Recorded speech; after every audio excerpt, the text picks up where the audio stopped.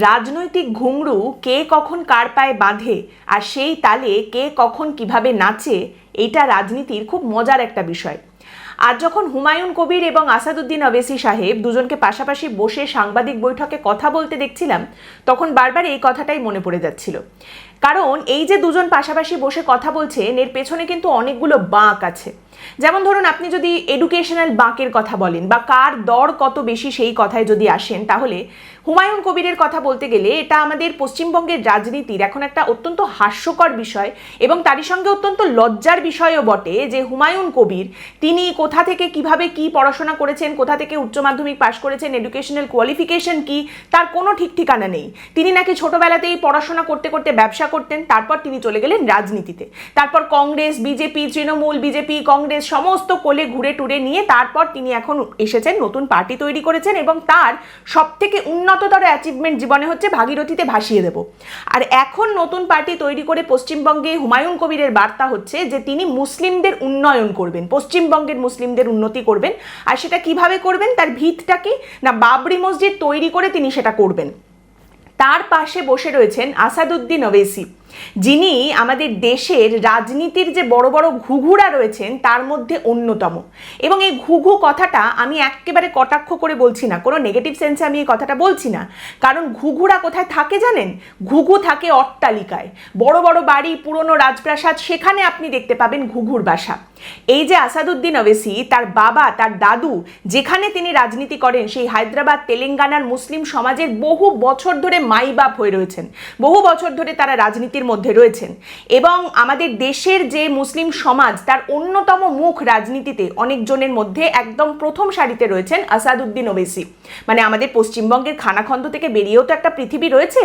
আসাদুদ্দিন ওবেসি এই যে এমপি হয়েছেন, সেটাও কিন্তু তিনি এই কংগ্রেস বা ডিএমকে, এসপি কারুর জামা ধরে ঝুলে পড়ে হননি। তিনি কিন্তু এটাও নিজের ক্ষমতায় নিজের দল থেকে হয়েছেন, তার পৈতৃক সম্পত্তি এটা বলা যেতে পারে। তো এই দুজনকে যখন দেখছিলাম তারা পাশাপাশি বসেছেন, আসাদুদ্দিন ওবেসি এবং হুমায়ুন কবির, তাদের দেখে মনে হচ্ছিল এই দুজনের সম্পর্কটা, এই দুজনের গল্পটা অনেকটা সেই কুমির আর গাধার গল্পর মতো হতে চলেছে। কুমির আর গাধার একটা বিরাট বড় গল্প আছে। সেই গল্পটা কি জানেন?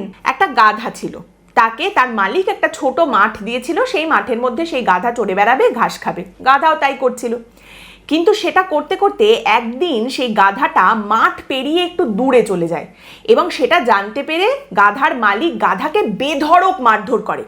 এবার গাধা সেই মাঠটার খেয়ে প্রচণ্ড দুঃখী যে মালিক এরকমভাবে মারলো।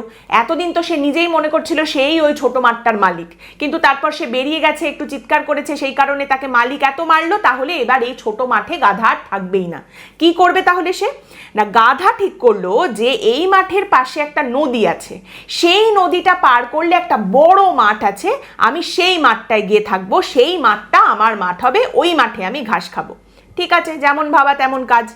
গাধা এবারে নদীর কাছাকাছি গেছে, গিয়ে চিন্তা করছে যে নদীটা আমি পার হব কি করে, যেতে তো হবে বড় মাঠে, কিন্তু নদী পেরোবো কি করে। এবার ওই নদীতে থাকতো একটা কুমির। কুমিরটাও তখন গাধাকে দেখছে, গাধাটাও কুমিরকে দেখছে। এবার কুমির তখন গাধাকে জিজ্ঞেস করলো যে কিরে ভাই, তুই এখানে কি করছিস? তো তখন গাধা কুমিরকে বলল যে দেখো না, আমি ওই মাঠটায় যাব নদীটা পার করে, ওখানে তো বেশ অনেক ঘাস আছে, বড় মাঠ, কিন্তু ওই মাঠে আমি কি করে গিয়ে পৌঁছবো, নদীটা কি করে পার করব, সেইটা আমি ভাবছি। তখন কুমিরকেও খুব চিন্তিত দেখালো। সেও তখন গাধাকে বলল যে জানিস তো, আমিও এইরকমই একটা সমস্যার মধ্যে পড়েছি। তো গাধা জিজ্ঞেস করলো কি সমস্যা বলো। কুমির তখন বলছে তুই যে মাঠটায় যাবি বলছিস, ওই মাঠটা পেরিয়ে আবার একটা নদী আছে, সেই নদীতে আমার জ্ঞাতি গোষ্ঠী অনেকে থাকে, তাদের সঙ্গে আমি দেখা করতে যাব, কিন্তু আমিও তো ভাবছি বসে বসে যে আমি ওই মাঠটা কি করে পার করব। গাধা তো তখন প্রচন্ড আনন্দিত। গাধা বলছে এই তো ব্যাস, সমাধান হয়ে গেল তো, এই তো, তুমি এক কাজ করো, আমি তোমার পিঠে চড়ছি, তুমি আমাকে নদীটা পার করে দাও। নদী পার করে যেই আমি আমার মাঠে পৌঁছে যাব, সঙ্গে সঙ্গে তুমি আমার পিঠে চড়ে বসবে এবং তারপর আমি তোমাকে মাঠ পার করে তোমার ওই জ্ঞাতি গোষ্ঠীদের নদীতে নিয়ে যাব। বেশ ভালো, সুন্দর ডিল হয়ে গেছে। এইবারে কুমিরের পিঠের ওপরে চেপে বসলো গাধা, গাধাকে নদী পার করিয়ে নিয়ে চলে গেল কুমির। এবার নদী পার করে সেই বড় মাঠ দেখে আনন্দে আত্মহারা সেই গাধা, যে এই তো আমি সেই মাঠে এসে গেছি। সে কুমিরকে বলল ঠিক আছে চলো, এবার আমি তোমাকে তোমার নদীতে পৌঁছে দেবো, তোমার জ্ঞাতি গোষ্ঠীদের কাছে, মাঠ হবে আমার, আর তোমার জ্ঞাতি গোষ্ঠীদের ওই নদী থাকবে। তো কুমির তারপরে গাধার পিঠে চেপে বসলো ওই নদীতে যাবে বলে। তো গাধা কি করলো, কুমিরকে পিঠে করে নিয়ে যাচ্ছে তার সেই জ্ঞাতি গোষ্ঠীর সঙ্গে দেখা করাতে সেই নদীতে। এবার যখন রাত প্রায় শেষের দিকে তখন তারা গিয়ে পৌঁছালো সেই নদীর ধারে, এবং সেখানে পৌঁছতে পৌঁছতে তখন গাধা একটু দূর থেকে দেখতে পাচ্ছে যে ওই নদীটার পাড়ে প্রায় 10-12টা কুমির বসে রয়েছে। এবং সেটা দেখে তখন গাধা সেই তার পিঠে যে কুমির ছিল তাকে বললো, ওই দেখো তোমার সব জ্ঞাতি গোষ্ঠী সব লোকজন বসে আছে, এসে গেছি দেখো, তাহলে তুমি এবার চলে যাও। কুমির তখন গাধাকে বললো যে আরে হ্যাঁ এসে তো গেছি, চল না আর একটু কাছে চল, ওই আমার যারা লোক রয়েছে আত্মীয় স্বজন ওদের কাছে একটু চল, দেখ না তোকে দেখতে পেলে কত খাতির করবে, তুই আমাকে পিঠে চড়িয়ে নিয়ে এসেছিস বলে কথা। গাধাও মনের আনন্দে হেঁটে চলে গেল সেইখানে। এইবার সেই কুমিরগুলোর একটু কাছাকাছি আসতেই গাধা পিঠ থেকে তার কুমিরটাকে নামানোর সঙ্গে সঙ্গে কুমিরটা তখন গাধার পাটা চেপে ধরলো এবং তাকে ধরে একেবারে ছুঁড়ে ফেলে দিল সেই বাকি কুমিরগুলোর সামনে। এবং তারপর কুমির অন্য কুমিরগুলোকে বলল যে এই দেখো কতদিন পরে তোমাদের সঙ্গে দেখা করতে এসেছি তো বটেই, এবারে কিন্তু আর খালি হাতে আসিনি, তোমাদের জন্য আজকে দাওয়াতও নিয়ে এসেছি এই গাধাকে।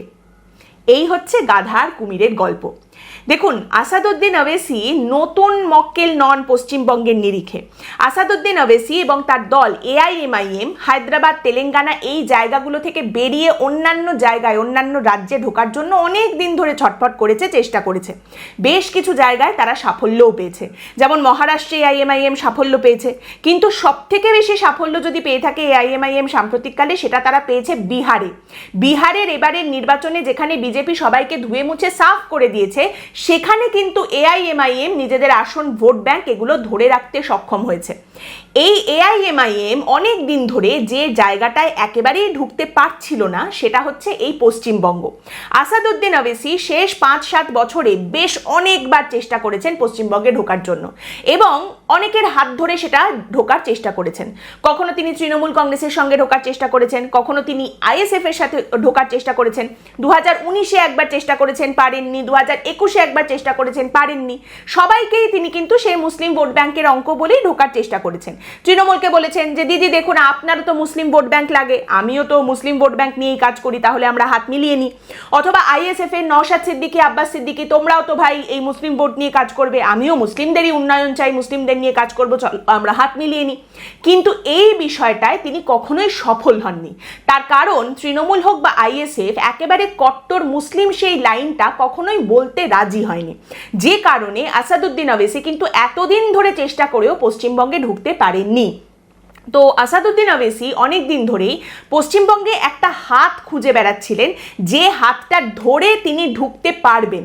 তার কারণ পশ্চিমবঙ্গে শেষ কয়েক বছরে শুধুমাত্র মুসলিম অধ্যুষিত এলাকা নয়, কলকাতার বুকে, কলকাতা শহরের শিয়ালদা, রাজাবাজার এই অঞ্চলে কিন্তু এআইএমআইএম নিজেদের উপস্থিতি, রাজনৈতিক উপস্থিতি অল্প অল্প করে বেশ খানিকটা তৈরি করতে পেরেছে।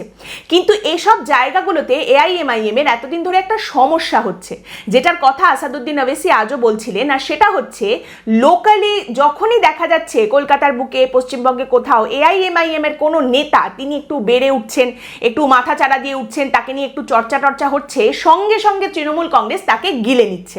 এভাবে চললে তো হবে না। সেই কারণেই আসাদুদ্দিন ওয়েসি এবং এআইএমআইএম একটা হাত খুঁজছিল, যার হাতটা ধরে এই পশ্চিমবঙ্গের ভেতরে তারা প্রবেশ করতে পারে। এবং সেখানেই হুমায়ুন কবির এবারে সেই গাধা হতে রাজি, যিনি একদম খাল কেটে সেই কুমিরকে ঢুকিয়ে নিয়ে আসছেন। এবং এইটার কিন্তু দুটো প্যারালাল রয়েছে। প্রথম প্যারালাল হচ্ছে, আজকে মমতা বন্দ্যোপাধ্যায় যখন বিজেপিকে নিয়ে বিষোদ্গার করেন, তখন পশ্চিমবঙ্গের বাম এবং কংগ্রেসের তরফ থেকে একটা কথা বারবার বলা হয় যে বিজেপিকে পশ্চিমবঙ্গের মাটিতে ঢুকতে দিলটাকে, পশ্চিমবঙ্গে বিজেপিকে টেনে এনেছেটাকে, সেটা তো মমতা বন্দ্যোপাধ্যায় করেছেন। তাহলে আজকে সেই বিজেপি কি ছিল? একটা সময় তো টিম করে জ্বলতো তারা, সেই 2 থেকে 7-এ উঠে এখন তারা মমতা বন্দ্যোপাধ্যায়ের চেয়ার ধরে যে নাড়াচ্ছেন, এর জন্য মমতা বন্দ্যোপাধ্যায় নিজেই দায়ী, তাকে নিজেকেই এবার বুঝতে হবে। সেই রকম হুমায়ুন কবিরও যদি নিজের ওই ক্ষতিটা করার জন্য কাউকে নিয়ে চলে আসেন, তার চেয়ার ধরে নাড়াবে এরকম লোকজনকে যদি তিনি নিয়ে আসেন, পরে সেই দায়টা হুমায়ুন কবিরের নিজের উপরেই বর্তাবে। কেন এটা বলছি? এখানেই আসছে দ্বিতীয় প্যারালালটা। যে কোনো রাজনৈতিক দলকে বড় হতে গেলে অন্য কাউকে খেতে হয়। যেমন একটা সময় তৃণমূল কংগ্রেস যখন বেড়েছে, বাম কংগ্রেস তাদেরকে খেয়ে খেয়ে তৃণমূল কংগ্রেস বেড়েছে, বিশেষ করে কংগ্রেসকে এবং তার সঙ্গে কিছু বাম, সেখান থেকে তৃণমূল কংগ্রেস আস্তে আস্তে বেড়ে উঠেছে। আবার বিজেপি যখন পশ্চিমবঙ্গে বাড়তে শুরু করে করেছে, বাম, কংগ্রেস, তৃণমূল কংগ্রেস সবারটা খেয়ে তবে কিন্তু বিজেপি বাড়তে বাড়তে আজ এই জায়গায় পৌঁছেছে। সেরকমই এবার হুমায়ুন কবিরকে যখন খাওয়ার জায়গা আসবে, এক হচ্ছে হুমায়ুন কবির এবারের নির্বাচনে অনেক কিছু বলতেই পারেন, তবে সাংঘাতিক ভালো তিনি ফলাফল করবেন এমন কোনো সম্ভাবনা কিন্তু দেখতে পাওয়া যাচ্ছে না। তিনি খুব বেশি হলে কটা, একটা বা দুটো আসন জিততে পারেন। কিন্তু হুমায়ুন কবির যেটা এবারে পাবেন নির্বাচনে, সেটা হচ্ছে একটা নির্দিষ্ট পরিমাণ ভোট শেয়ার তার দিকে যাবে, একটা নির্দিষ্ট পরিমাণ কর্মী সারা পশ্চিমবঙ্গ জুড়ে হুমায়ুন কবির তৈরি করছেন সেটা থাকবে। তাহলে সেইটাকে গিলবে কে, সেইটাকে খাবে কে? হয় তৃণমূল, নয় এআইএমআইএম, এই দুজনের মধ্যে যে কোনো একজন। এবার বিজেপি যদি ক্ষমতায় চলে আসে, তৃণমূল কংগ্রেস যদি ক্ষমতায় না থাকে, তাহলে এই খাওয়ার ক্ষমতাটা তৃণমূলেরও থাকবে না, তখন সেটা চলে যাবে এআইএমআইএম এর হাতে। দেখুন, এআইএমআইএম যে কথাটা বলছে যে এখন এআইএমআইএম মাথাচাড়া দিলেই তৃণমূল কংগ্রেস এআইএমআইএমকে খেয়ে নিচ্ছে, তাহলে সেই সময় এআইএমআইএমকেও খেতে হবে, কাউকে একটা খেয়ে তবে তাদের বড় হতে হবে, এবং সেইটা হবে হুমায়ুন কবিরের এই দল, হুমায়ুন কবিরের ভোট শেয়ার এবং হুমায়ুন কবিরের তৈরি করা কর্মী। এবং সে কারণেই এবারের নির্বাচনে আসাদুদ্দিন ওবেসি পশ্চিমবঙ্গে প্রচুর সিট দেবেন, প্রচুর আসনে লড়বেন, এরকম কথা কিন্তু তিনি বলছেন না, এরকম কোনো উদ্দেশ্যও তার নেই, লং রানেও নেই। কিন্তু যে জিনিসটা তিনি এবার করছেন সেটা হচ্ছে হুমায়ুন কবিরের হাত ধরে পশ্চিমবঙ্গে 20টা বড় বড় সভা তিনি করবেন। এর মাধ্যমে পশ্চিমবঙ্গের মুসলিম সমাজের সামনে কিন্তু আসাদুদ্দিন ওবেসির মুখটা আরো বেশি করে তুলে ধরা যাবে।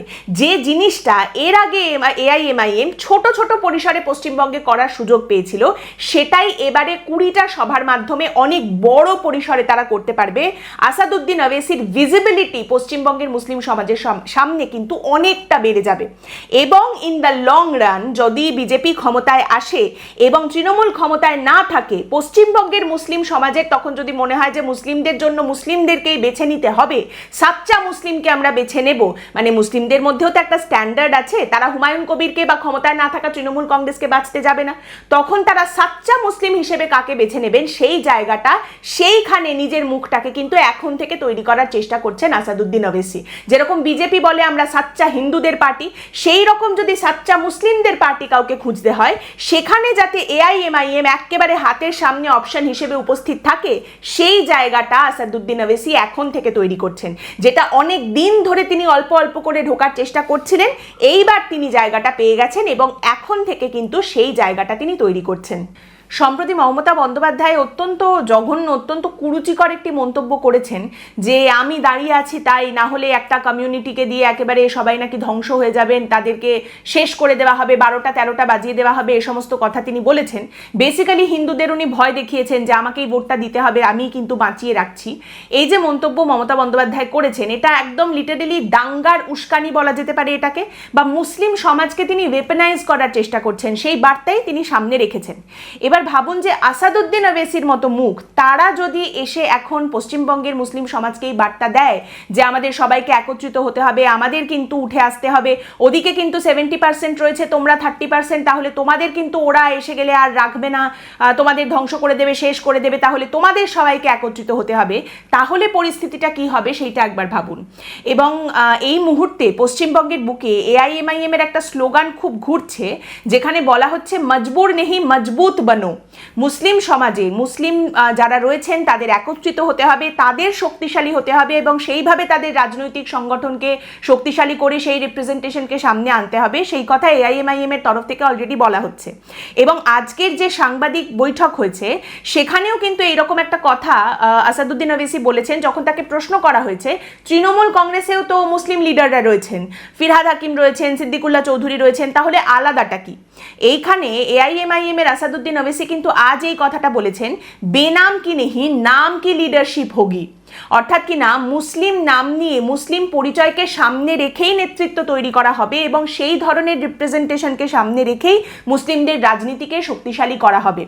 হুমায়ুন কবির যে কথাটা এবারের নির্বাচনে দাঁড়াবেন বলে বারবার বলে যাচ্ছেন, সেটা হচ্ছে এবারে পশ্চিমবঙ্গের ফলাফল বেরোনোর পরে দেখা যাবে পশ্চিমবঙ্গের যে সরকার, সেখানে একজন উপমুখ্যমন্ত্রী হয়েছেন যিনি মুসলিম উপমুখ্যমন্ত্রী এবার দেখতে পাওয়া যাবে পশ্চিমবঙ্গে।